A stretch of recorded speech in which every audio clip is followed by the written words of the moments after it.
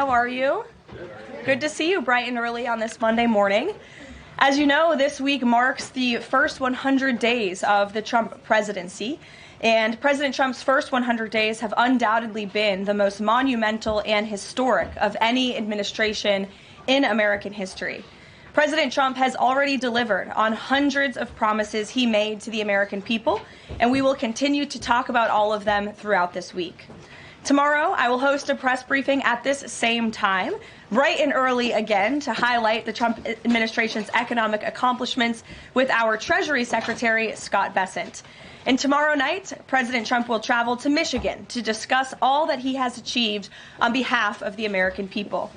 On Wednesday, the president will host an open press cabinet meeting where each cabinet member will discuss their success thus far and their plans for the future. Today, we kick off 100-day week with a focus on the president's historic effort to secure our southern border. Later this afternoon, President Trump will sign an executive order on law and order and another executive order on sanctuary cities. The first EO will strengthen and unleash America's law enforcement to pursue criminals and protect innocent citizens. The second EO is centered around protecting American communities from criminal aliens, and it will direct the Attorney General and Secretary of Homeland Security to publish a list of state and local jurisdictions that obstruct the enforcement of federal immigration laws. After these are signed, the president will have signed more than 140 executive orders already, rapidly approaching the total number signed by the Biden administration over the course of 4 years in office. Speaking of Joe Biden, it was his awful open border policies that recklessly allowed more than 10 million illegal aliens to invade the United States over the past 4 years. Innocent Americans like Laken Riley, Jocelyn Nungray, Rachel Morin, and so many others were viciously murdered at the hands of these illegal aliens as a result of Biden's dereliction of duty. That's why one of President Trump's central campaign promises was to secure the border and end this invasion. In just under 100 days, 99 now to be exact, the president has overwhelmingly delivered on that promise. America's borders are now secure because of President Trump. He has restored the rule of law, enforced our immigration laws, and defended America's sovereignty. The president immediately declared a national emergency on the southern border, deployed the U.S. military and Border Patrol to repel the invasion, and ended reckless catch-and-release policies. The results have been nothing short of extraordinary. Between President Trump's inauguration and April 1 of this month, only 9 illegal aliens were released into the United States, a staggering 99.99% decrease from the more than 184,000 illegal aliens who were released into the country under Biden during the same period last year. The number of unaccompanied illegal alien children arriving at the border has also hit a record low. Total attempted illegal crossings at the southwest border hit a record low in February, only to fall to another new record low again last month in March. Just listen to these incredible numbers. In March 2024, under Joe Biden, Border Patrol encountered approximately 140,000 illegal aliens at the southwest border.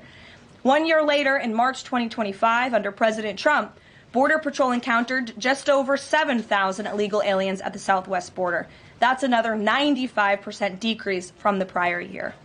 The first piece of legislation President Trump signed into law was the Laken Riley Act, which requires illegal aliens arrested or charged with theft or violence to be detained. President Trump also reestablished the successful Remain in Mexico policy from his first term to ensure that aliens who arrive at our southern border and claim asylum are returned to Mexico to await their hearings instead of being allowed into our country while they wait.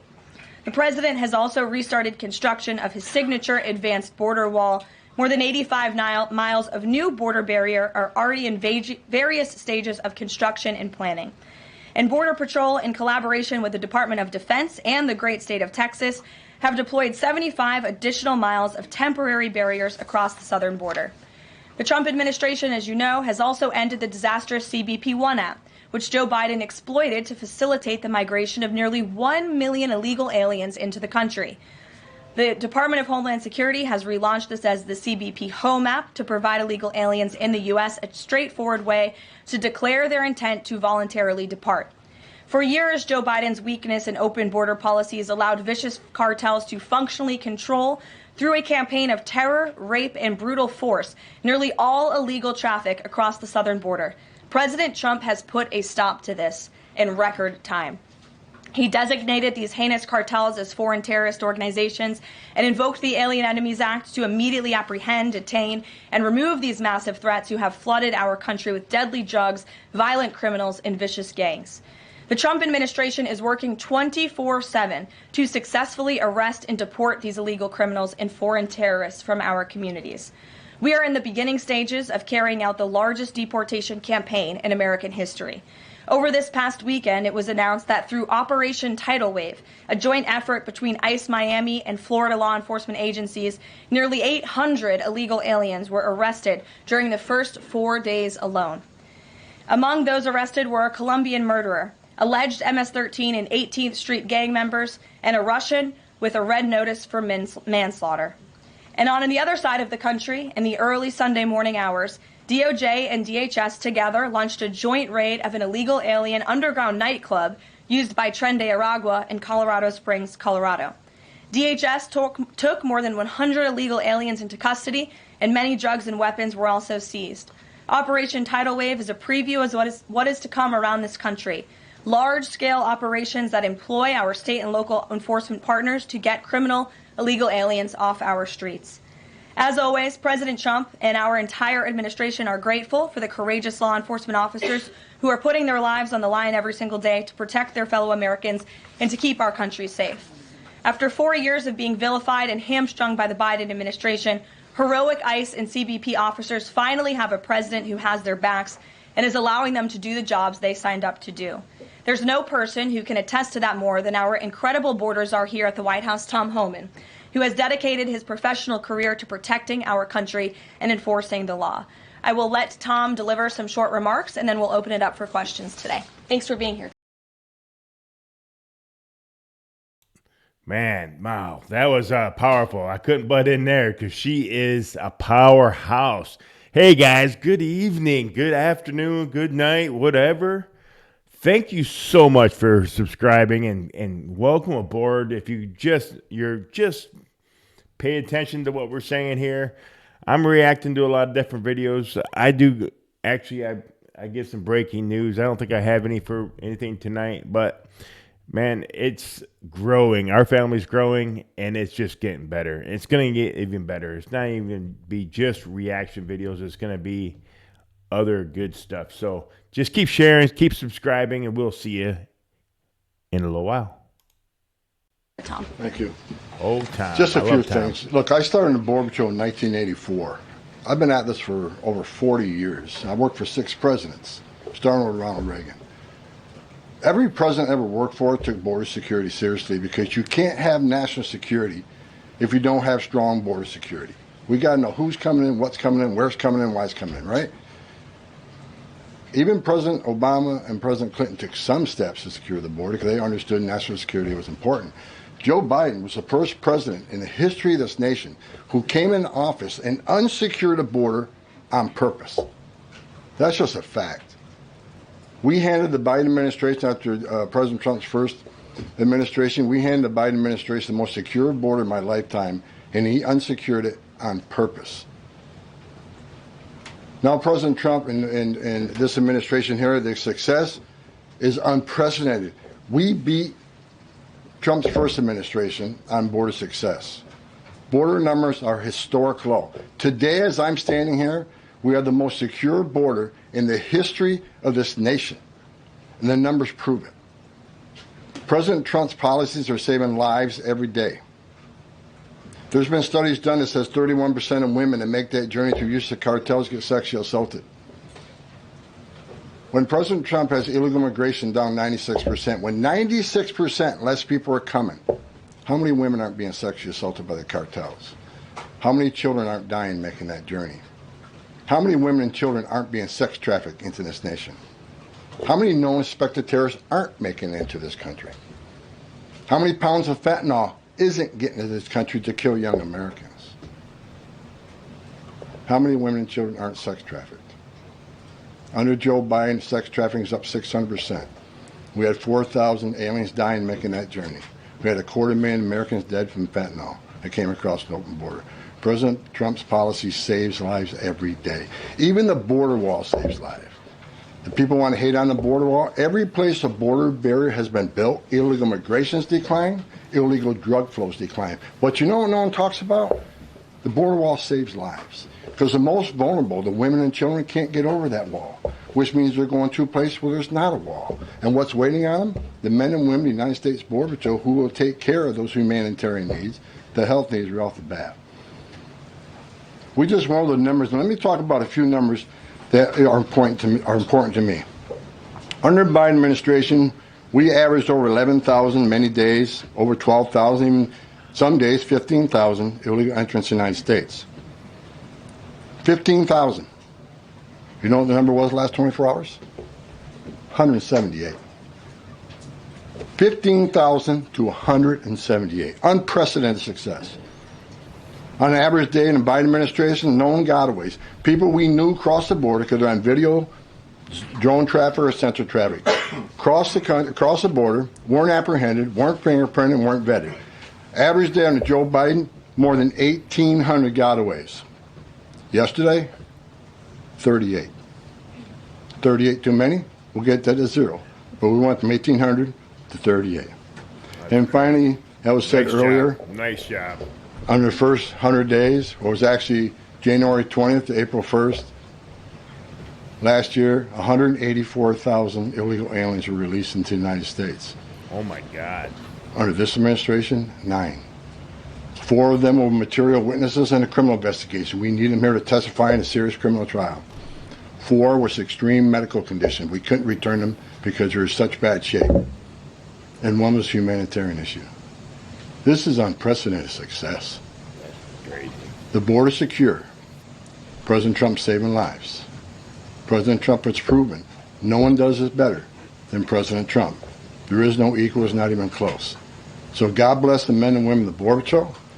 God bless the men and women of ICE who strap a gun to their hip every day, put on a Kevlar vest to not only secure our border and protect our national security, but the ICE agents in the interior, they're removing public safety threats and national security threats every day. While you're all sleeping at 2, 3 o'clock in the morning, there are men and women out there enforcing the law and making this country safe again. And we're going to keep doing it. It's full speed ahead. So I'll leave it at that. Awesome. Thank you, Tom. And thanks for all your great. Wow, he is doing an amazing job. If you think Tom Homan's doing a great job, just put a like down in the comment section to say you like Tom. Man, just let me know how many people like Tom. Some people say he's central casting. Donald Trump always says he's central casting. That's awesome. And some of you guys know what central casting means. Efforts. We do want to open it up to questions. If you have border-related questions for Mr. Homan, and I'm also happy to take any non-border-related questions. I'm happy to take border questions too, but Tom is here offering his time, so we encourage you to ask him questions. We'll start with our new media seat today. As always, Rogan O'Hanley, former Hollywood entertainment lawyer, I didn't know that, Rogan, who got fed up with the far-left ideologies of California and now posts conservative political commentary online for his more than 7 million followers across all major platforms. That's he what joins we wanna us do. today from the great state of Florida. Why don't you kick us off today, Rogan? Thank you.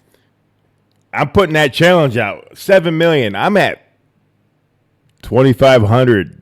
No, 1,500. I'm at 1,500. I want to get out there so I can do the first question. What do you guys think? And then I want to meet Donald Trump, and then I want to get your guys' questions in front of Karoline Leavitt. Let's go. Like, share, and subscribe. Let's do this. We can. I guarantee it. Karoline. Okay. In Trump's I'm lying, first but 99 let's days, do we've it. seen a coordinated assault on the rule of law by radical judges. We're thwarting his agenda with an unprecedented number of national injunctions. These judges are providing more due process to violent MS-13 and Tren de Aragua illegal aliens than they did for American citizens who peacefully protested on January 6th. As Stephen Miller has highlighted, it would be utterly ridiculous to have full trials and appeals for the more than 15 million illegal aliens that came across our border under Joe Biden.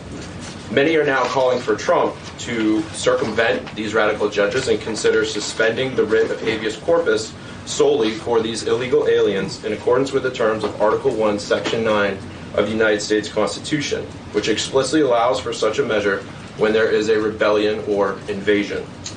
There's strong precedent for this action, being that it was exercised by three of our greatest presidents, Abraham Lincoln, Ulysses S. Grant, and Democrats' favorite president of all time, FDR.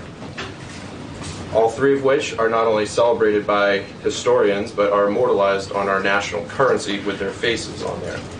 Furthermore, all three used it against American citizens, where in this instance we would only be using it against illegal aliens.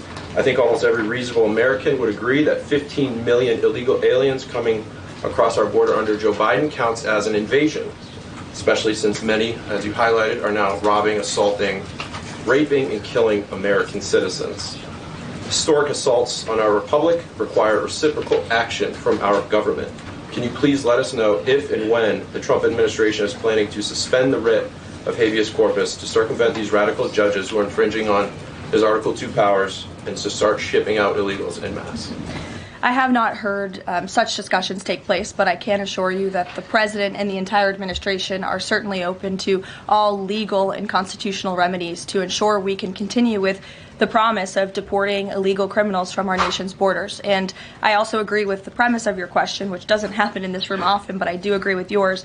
It is absurd that the previous administration was allowed to allow 15 million that we know about illegal aliens into this country with very little pushback from our judicial branch. But this president is trying to simply enforce our nation's immigration laws and is facing roadblock after roadblock. So we're complying with court orders, but as Tom Homan has said every day, we're going to continue to forge ahead with this mass deportation campaign, and the president is open to all remedies to do that. Thanks for being here today, Rogan. If I can also answer your question, as far as the judges, look, we just arrested a judge, Pam Bondi, for impeding ICE enforcement removals. I said from day one, you don't have to support ICE's operations.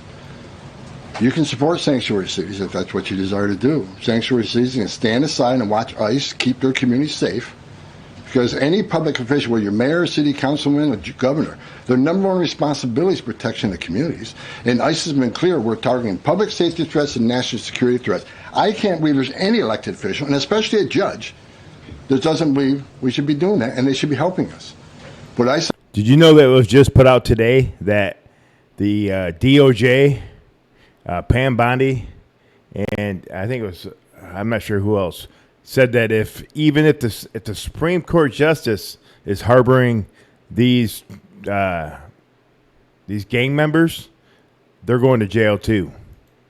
From day one, you can sit aside and watch. You can argue against us all you want and protest all you want. But when you cross that line, I've said this 1,000 times, when you cross that line to impediment or knowingly harboring, concealing an illegal alien from ICE, you will be prosecuted, judge or not. And as far as releasing so many people, you know why the Biden administration released millions of people in the United States? No one ever talks about it. I'll talk about it. Why did they release people into the interior of the United States and put them, rather than put them into an ice bed? Why not put them in an empty ice bed at $127 a night rather than in a hotel room at $500 a night? They did it on purpose, because when you put them in an ice detention bed, they get a hearing in 35 days. Court records show 9 out of 10 people claim asylum, get order removal, they're gone. But if you release them and put them in a hotel room at $500 a night, their hearings could be 5, 7, 9 years. You pull out all appeals, and what are they hoping for then? That another Democrat administration is in power. They can award an amnesty to millions. This is about selling this country off for future political power. That's what it was. The law clearly says if you arrive at our border without proper documentation, you shall be detained. Not maybe, not think about it, shall. And that's what President Trump's doing. Catch and release is over. That's what the law says, and that's what we've done. Awesome. Harry. That's a question on Abrego Garcia, if I can. The president recently said when it comes to facilitating his release, he's leaving that up to his lawyers. So just to be clear, have there been any negotiations between the U.S. and El Salvador over his release or facilitating his release? I will tell you what the president of El Salvador told all of you in the Oval Office. El Salvador does not intend to smuggle a designated foreign terrorist back into the United States. He is an El Salvadorian national. That is his home country. That is where he belongs. And the administration intends to comply with what President Bukele said of El Salvador. He does not intend to send that individual back. So that's a no. There's been no talks. What I have told you is that the president of El Salvador has made this quite clear. Kate. Karoline, can you tell us more about the meeting between President Trump and President Zelensky over the weekend? Did that meeting change anything? Did Trump leave that meeting thinking any differently about negotiations and next steps on this? Look, the president talked about this after the meeting himself yesterday when he took questions from reporters on Air Force One. He thinks that he is increasingly frustrated with leaders of both countries. He wants to see a permanent ceasefire. I understand Vladimir Putin this morning offered a temporary ceasefire. The president has made it clear he wants to see a permanent ceasefire first to stop the killing, stop the bloodshed. And while he remains optimistic he can strike a deal, he's also being realistic as well. And both leaders need to come to the table to negotiate their way out of this. And I do think that the president meeting with President Zelensky shows that he is exuding a lot of effort and time into this because he wants to be a peacemaker president, which he was in his first term. He intends to do that again. And this is an incredibly difficult situation and conflict that President Trump inherited from President Biden, who allowed this war to start in the first place, but he's focused on solving this problem. Does anyone have border questions? Sure. Okay. Thank you, Karoline. If border crossings are at a record low, why should it still be considered an emergency?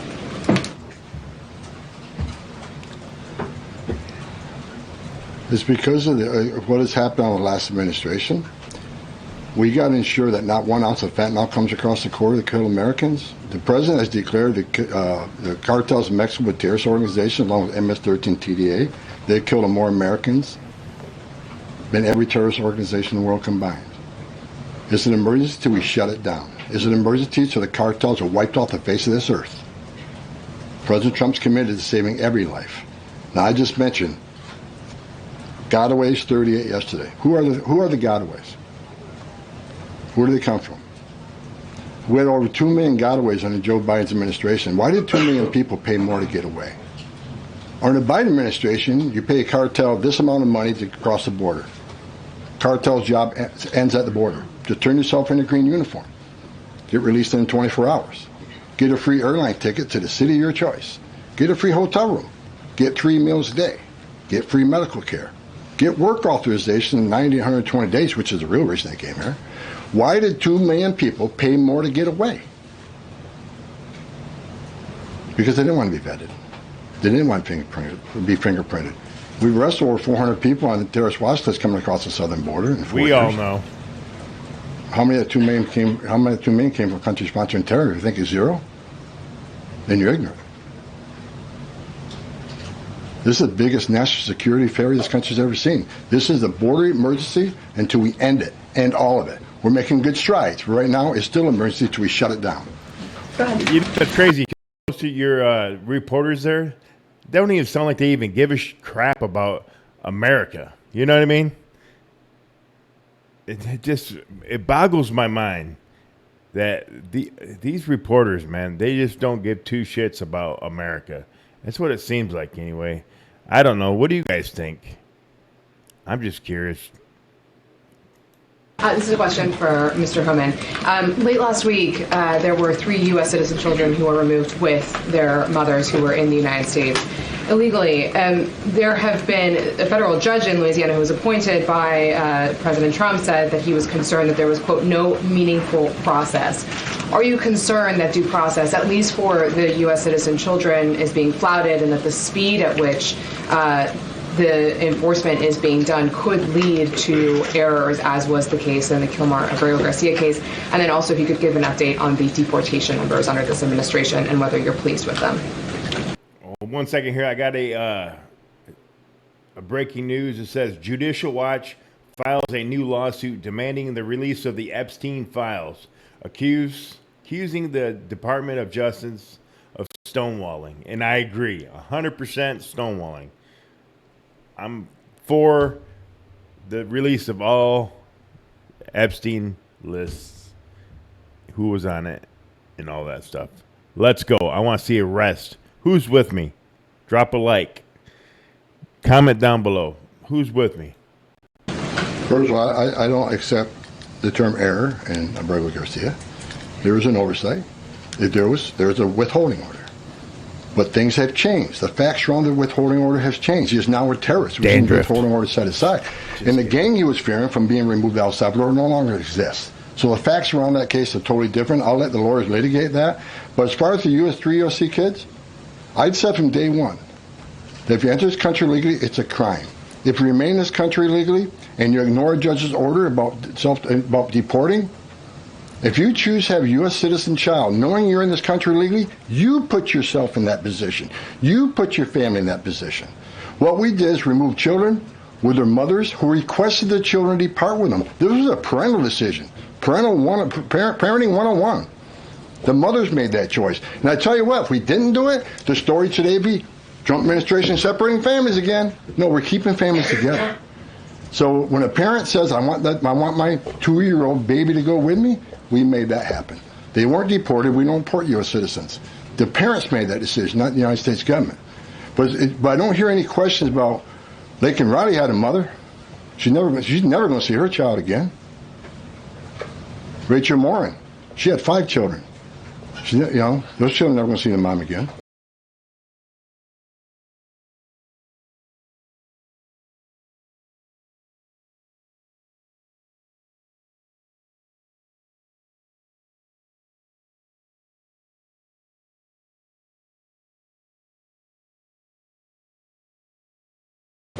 This administration is doing the right thing. Every public safety threat we arrest from this country and remove them, this country is much safer. So parents will make a decision what happens to their child. Having a U.S. citizen child does not make you immune from our laws. If that's the message we send the entire world, enter the country legally. It's a crime. Don't worry about it. Get order removed by an immigration judge. Don't worry about it. No one's looking for you. And have a U.S. citizen child and you're immune from our laws, you're never going to fix the border. People will keep putting themselves in harm's way. More women would die. More children would die crossing this border. We got to secure a border by enforcing our laws. We're not making this up. We're enforcing laws under statute enacted by Congress, and it's the right thing to do. Can you give an update on the deportation numbers under this administration? Mr. Homan. What are you asking for? We just provided the numbers. On the number of deportations that have occurred under this administration, whether you're pleased with that. Last number I got was 139,000 deportations. Am I happy with the number? Numbers are good, especially if you look at the ICE numbers. The ICE arrest removals are far beyond Biden. But I read the media. Oh, ICE, the deportations are behind Biden administration. Well, why? Because they counted border removals. We don't have 10.5 million people crossing the border. We don't have border removals.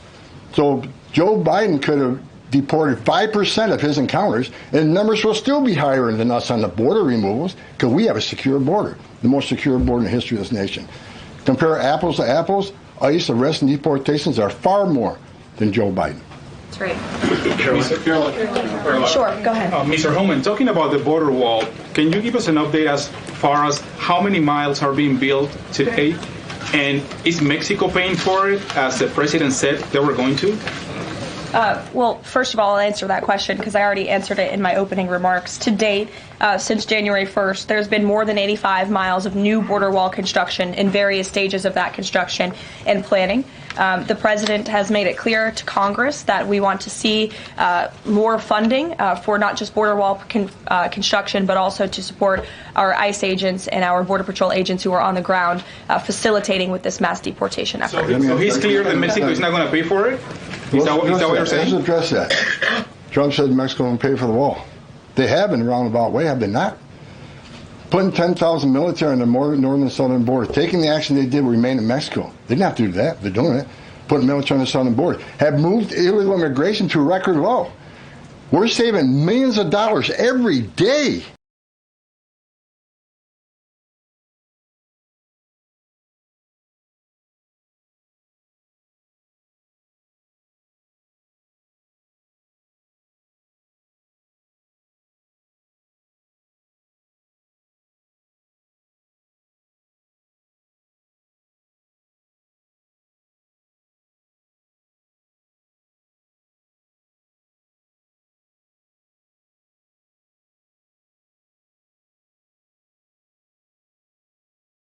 On detention, transportation, removal proceedings, we've more than made up for the cost of that wall because of the actions of Mexico. So is Mexico helping build that wall? Yeah, because we're saving so much money, millions of dollars a day, that we can afford to build that wall. So actually, yes, they're helping to build the wall.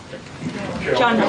Thanks a lot, Caroline. Mr. Homan, a question for you. You're the border czar. Can you give an estimate as to how many individuals are in the United States illegally? That's number one, and I'm sure you're very familiar with that number, an estimate. And the second question is, I have a list that the White House put out of individuals, 100 ICE arrests since the beginning of the president's term, and the people are arrested for various very serious crimes: first-degree murder, convicted of rape, convicted of murder and aggravated burglary, sexual assault of a child. How many of the individuals that are in the United States illegally are people like this, really bad people? Well, first of all, how many illegal aliens I think in the United States? At least 20 million. He said, where'd you come up with that number? We've been speaking about 12 million for 20 years. We know we got 10.5 that we know of came to the border. How many don't we know of? I talked about known gotaways at 2 million. How many unknown gotaways we have? Like between the Big Bend sector in Texas where there's no technology, how many 1,000 people did get across through there? We wouldn't know. We would know now.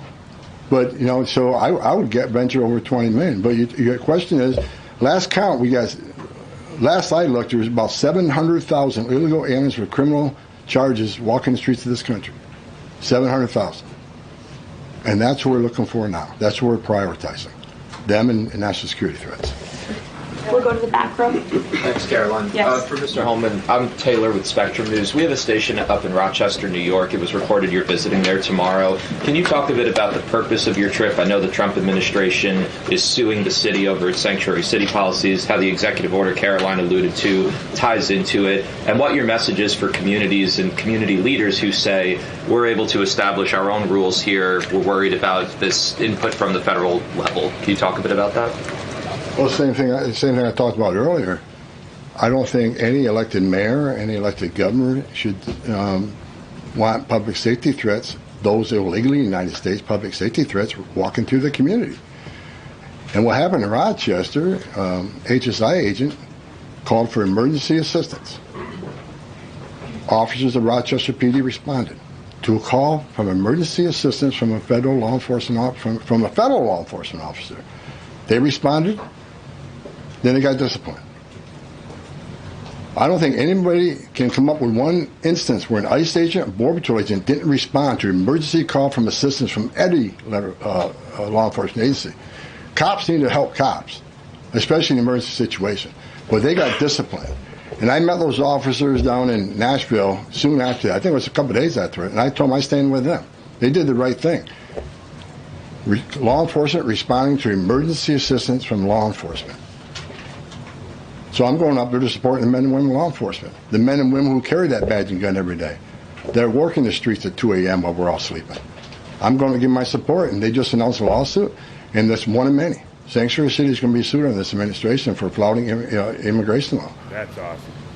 I mean, the law's clear, and they're violating it, and this administration is going to take actions. I'm going up there to show my support of men and women of law enforcement. I started as a cop, and the community. I'm showing support for them. Because the community wants their police officers to be officers too. The communities don't want public safety threats walking around their communities either.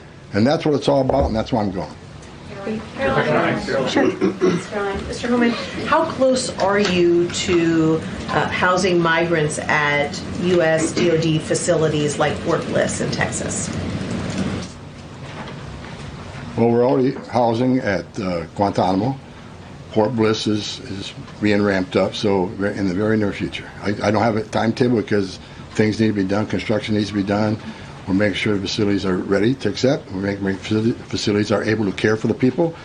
They're going to be detained, so I don't know the timeline right now. It changes every day because of various issues, but we're working on it. Are you intending to hold families there, including families with American citizen children? Family residential centers are for families.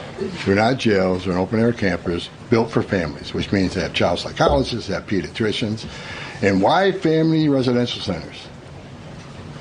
Because we want to make sure that child is with a parent. Unlike the last administration who stopped DNA testing,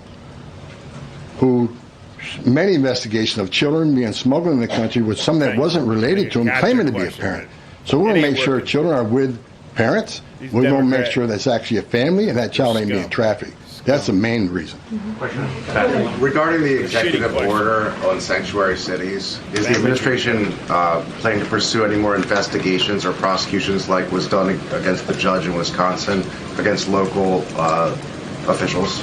Well, we'd have to defer you to the Department of Justice, obviously, for specific prosecutions or cases against individuals. But as I said in my remarks, the executive order the President will sign later this afternoon does direct the Attorney General and also Kristi Noem, our great Secretary of Homeland Security, to provide a list of sanctuary cities in which local officials are not complying with this federal order and are not complying with federal immigration laws. It's quite simple. Obey the law, respect the law, and don't obstruct federal immigration officials and law enforcement officials when they are simply trying to remove public safety threats from our nation's communities. The American public don't want illegal alien criminals in their communities. They made that quite clear on November 5th, and this administration is determined to enforce our nation's immigration laws, and we're happy to provide the text of that executive order, and as I said, the President will be signing it later this afternoon. Sure. What they got on a Supreme Court justice. There's got to be something going on because it says here breaking White House Press Secretary Karoline Leavitt declares that the administration prepared to arrest even Supreme Court justices if they are found harboring illegal aliens. So they got to, I'm pretty sure that one of them is probably harboring one of these aliens. Excuse me. We'll find out. I want to talk about farm workers. Guys. The president said earlier this month that there could be leniency for some undocumented farm workers. I'm wondering, where do things stand with that? And I'm also wondering, does that at all undermine his message on immigration, that it's okay for some undocumented people to be in the U.S., but maybe not others? So the president was referring to our H-1B and H-1A visa programs, and there have been no final decisions on that at all. But the president, I think, what he was intended to speak about, what he was speaking about, is ensuring that we have a clean, legal immigration system that is being respected and obeyed. And the mass amount of illegal immigration that we've seen over the past 4 years in our country completely undermines our legal immigration system, those seeking citizenship, but also those coming here on a visa to legally and lawfully work. And the president wants to make sure that those programs are respected. Reagan. Thanks, Caroline. My question is for Tom. Tom, Reagan Reese with the Daily Caller. Over the weekend, ICE arrested 2 illegal immigrants for allegedly stealing Secretary Noem's purse over the weekend. What can you tell us about these individuals' immigration history as well as their criminal history? I don't have the criminal history, but I know the one that stole the purse is supposedly in the country legally. But, pick the wrong person to steal first from. I mean, Secretary Noem's a strong secretary. I know I've been talking about the success of the men and women of the Border Patrol and ICE, but under her strong leadership, she's a game changer. So I'm happy to work with her, despite the media I've read that me and Kristi Noem have differences. Me and Kristi Noem are attached at the hip. There's no daylight between us. We're both going to push the president's agenda. She's a strong secretary, and I'm glad she's in here. And I'm glad, but again, that illegal alien, pick the wrong person, steal first from. I'm telling you. Mary Margaret, go ahead. Thank you, Caroline. I have 2 questions, one for Mr. Homan, one for you on the White House Correspondents' Dinner. I'd like to start with you, though, Tom Homan. This list has a very high number of sexual assaults on a child. Can you comment on that and why there's so many crimes against children committed by illegals in this country? Because that's what they're trying to do. Remember, they turned frogs gay? Wait till we find out that they've been putting stuff in our foods to make our kids gay. Whoa. That ain't proven. Because a lot of our past presidents are gay. I don't know why. It's sick. That's right. It's the worst crime in the world is when you sexually assault a child. I mean, the most innocent of us all. But that's why I made a statement that one time I was going to go to Boston, bring hell with me. And the media went crazy. At Tom Homan says, we're going to go to Boston, bring hell with them. I was going to bring hell to illegal aliens that rape children. There's not more of a heinous crime. And as you can see, the amount of child rapists we've arrested under this administration. He says there's no more heinous crime. At this point, wait till you find out what they really do. Administration.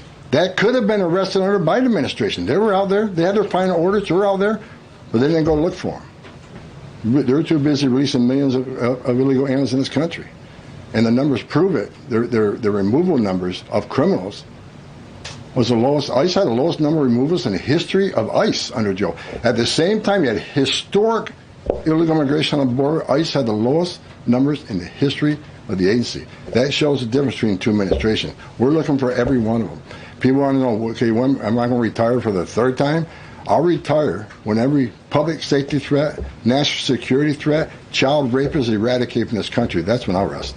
Thank you so much. And then Karoline, really quick. That's awesome. Alex Thompson said at the White House Correspondents' Dinner, and I'm going to read his quote, "President Biden's decline and its cover-up by the people around him is a reminder that every White House, regardless of the party, is capable of deception. We, myself included, missed a lot of this story, and some people trust us less because of it." Can you comment on those remarks and whether you agree with that assessment? I do agree with that assessment from Alex Thompson, who I understand won an award for writing a story months and perhaps years after the American people already knew that story to be true. Millions of Americans watched our mentally incompetent president struggle with his day-to-day duties of this office. We watched our country be ran into the ground as a result, and nobody in the media wanted to write about that, talk about it. There were many reporters, I will say, right-leaning reporters who did talk about that, who didn't get awards, didn't get coverage. In fact, they were lambasted for their coverage. And I remember being on President Trump's campaign, talking about Joe Biden's clear mental incompetence and being accused by people in this room of manufacturing deep fake videos, trying to persuade the public into not believing what they saw with their own eyes for many years. And I think it's about time the legacy media finally admits that was one of the greatest cover-ups and scandals that ever took place in American history, and certainly it did contribute to the decline in the trust that Americans have for the legacy media.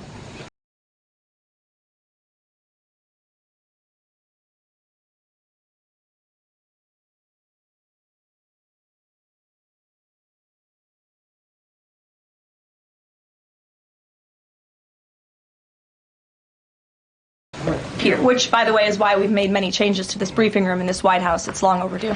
Peter, go ahead. Thank you. A few things. You guys arrested a Milwaukee County circuit judge for allegedly helping illegal immigrants get away. As you guys look at other judges, would you ever arrest somebody higher up on the judicial food chain, like a federal judge or even a Supreme Court justice? Well, that's a hypothetical question. Again, I defer you to the Department of Justice for individuals that they are looking at or individual cases. But let's be clear about what this judge did. She obstructed federal law enforcement who were looking for an illegal alien in her courthouse. She showed that illegal alien the door to evade law enforcement officials. That is a clear-cut case of obstruction. You don't have to be a lawyer to understand that. And so anyone who is breaking the law or obstructing federal law enforcement officials from doing their jobs is putting themselves at risk of being prosecuted, absolutely. You guys have at least 18 written trade proposals. We still don't know who they are from or what they contain. What is the holdup with that? There's no holdup. We're working around the clock. The trade team is working all day. I was on the phone late last night with Secretary Lutnick. I was on the phone this weekend as well with Secretary Bessent. I mean, the entire team is working 24/7 to get these trade deals done. And I think you'll be hearing more about them this week. I don't want to get ahead of the trade team or the president in announcing potential deals, but certainly I can assure the American public that this administration is full speed ahead in cutting good and fair trade deals on behalf of the American worker. And one more. Yeah, I'm going to cut it right there, guys. It's been 43 minutes. Man, I appreciate everything. Please like and subscribe and share this video. Try to make these videos a little bit better.